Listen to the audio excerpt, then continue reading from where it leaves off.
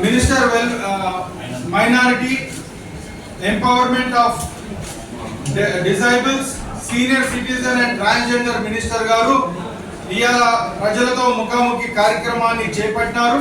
దాన్ని ఉద్దేశించి మంత్రి గారిని మాట్లాడవలసిందిగా కోరుతున్నాను.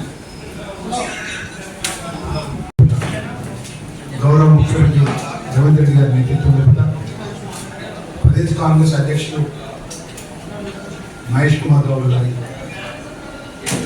ఆధ్వర్యంలో ప్రతి వారం బుధవారం రోజు తెలంగాణ ప్రజలకు సంబంధించిన అనేక సమస్యల విషయంలో రాష్ట్ర కేబినెట్ ఈ కార్యక్రమాన్ని నిర్వహించడం జరిగింది.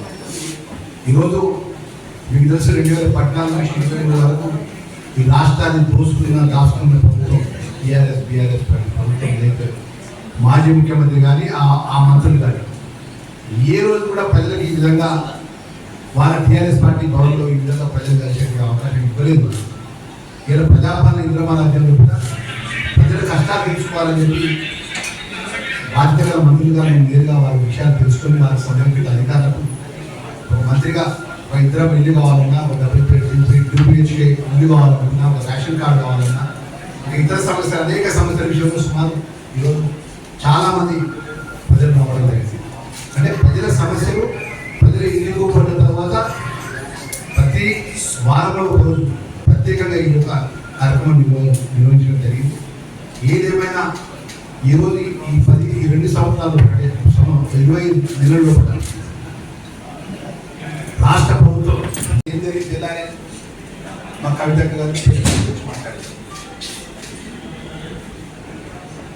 ఈ కుంభకోణం ఏదైతే కాళేశ్వరం 1,00,000 కోట్ల కుంభకోణం ఏదైతే ఉన్నదో హరీష్ రావు అప్పుడు ఇరిగేషన్ మంత్రిగా ఉన్న హరీష్ రావుకు అప్పుడు మన నాయన దగ్గర ఉన్నటువంటి సంతోష్ రావుకు సంబంధం తప్ప మా నాయన నిజాయితీపరుడు, మా నాయన స్వచ్ఛశీలుడు, మన ఆయనకి ఎలాంటి డబ్బు మీద ధ్యాస ఉండదు అంటూ మన ధ్యాస ఉండదన్నప్పుడు ఒకటే మాట మా కవిత మీ అంతర్గతంగా పనిచేయాలి. మా పార్టీ మీద మా నాయకులను ఎందుకు ఆస్వాదిస్తున్నారు, ఎందుకు తప్పుడు ఆరోపణలు చేస్తున్నారు?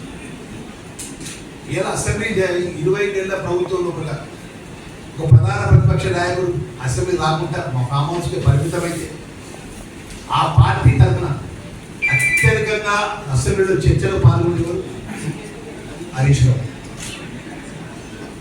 ఏ సమస్య అయినా ప్రభుత్వ పరంగా ఏ మంచి చేసినా కూడా ఆ పార్టీ ప్రభుత్వ తరఫున ఆపోజిషన్ నాయకుడు మాజీ ముఖ్యమంత్రి ఫామ్ హౌస్ పరిమితమైతే హరీష్ రావే మాట్లాడతారు.